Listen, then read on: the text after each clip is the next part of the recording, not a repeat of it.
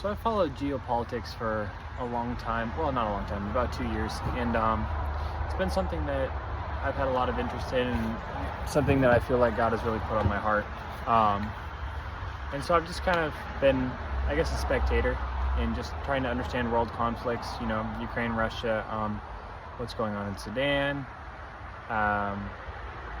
obviously Israel and Gaza, and just a number of other smaller conflicts like Myanmar. And obviously lately, the conflict in the Middle East has really escalated with not just Iran's proxies and Israel being at war, but now Iran itself and Israel, and then that culminating with the U.S. Striking the nuclear sites in Iran. And it seems as though we're going down a pathway of escalation, and seems as though specifically Trump is looking to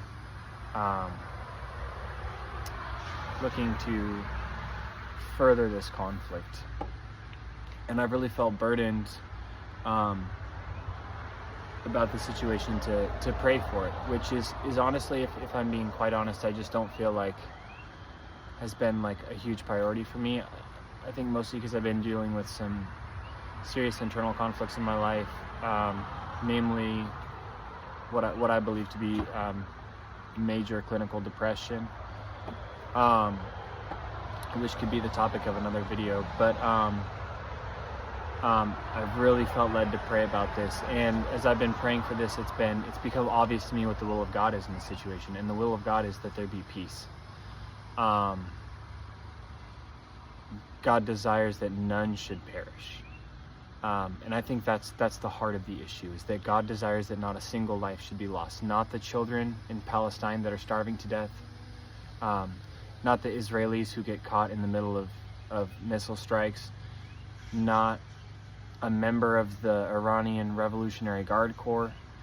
Not a single person. Now, I think it's also important to understand the origin of the conflict. Obviously, there's a lot of history there. But in recent events, Hamas killed 1,200 Israelis in a terrorist attack in 2023. And everything that has followed has been essentially a response to that. I don't think it's necessary to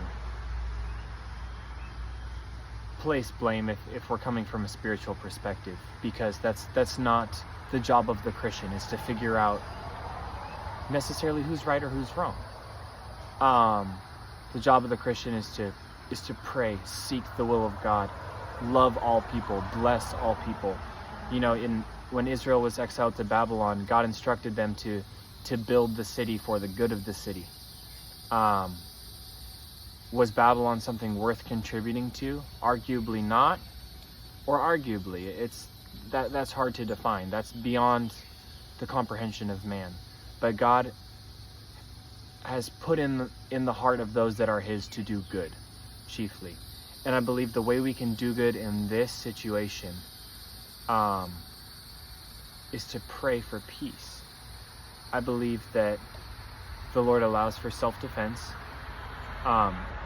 He allowed Peter to bring a sword, but rebuked him for cutting off the ear of Malchus, I believe. And to me, that illustrates a position of allowable self-defense. I feel like Israel had to do almost something when there was a terrorist attack on their soil. I know America would.